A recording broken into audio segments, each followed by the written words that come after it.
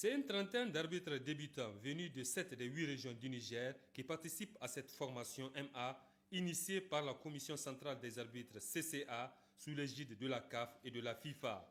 Cette formation pratique et théorique, la première d'une série de 4, vise à outiller les jeunes arbitres en herbe sur les lois du jeu et les nouvelles réglementations en vigueur dans le domaine de la profession.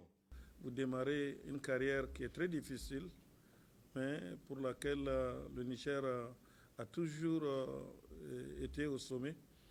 Nous souhaiterons qu'à l'issue de cette formation-là, que beaucoup d'entre vous puissent rapidement percer. Des arbitres formés feront demain des très bons matchs.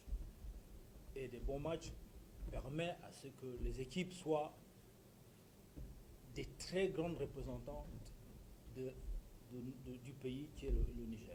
C'est très important. C'est vrai, vous êtes des futurs ambassadeurs. Et à l'élite, certains vont les rejoindre. J'aime bien le dire, vous êtes des ambassadeurs vraiment du Niger. La recherche de l'excellence et la mise à disposition d'arbitres de qualité a toujours été le souci premier des dirigeants de la FENIFOOT. C'est pourquoi, en ouvrant les travaux, le premier responsable de l'institution a exhorté les participants à plus d'assiduité pour qu'ils profitent pleinement de cette formation. Je vous exhorte à vraiment suivre ce qu'on vous apprend là dans les formations. Je vous exhorte aussi à continuer à vous former vous-même.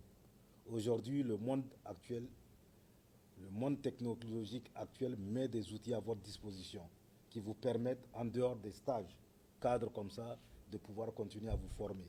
Il faut le faire. C'est ce que les gens ne font pas. Si vous voulez aller à l'excellence, il faut travailler vous-même aussi. Et on a besoin de ça, on a besoin d'arbitres d'élite pour continuer à être, comme il l'a dit, des bons ambassadeurs au niveau africain et international. Il faut des gens de qualité. C'est pourquoi j'ai demandé qu'on fasse des démarches dans les universités, dans les instituts pour amener des gens qui ont un niveau intellectuel aussi assez élevé parce que l'arbitrage demande ça aussi aujourd'hui. Cette formation de 5 jours sera suivie par celle des instructeurs, celle des arbitres d'élite et celle des femmes arbitres.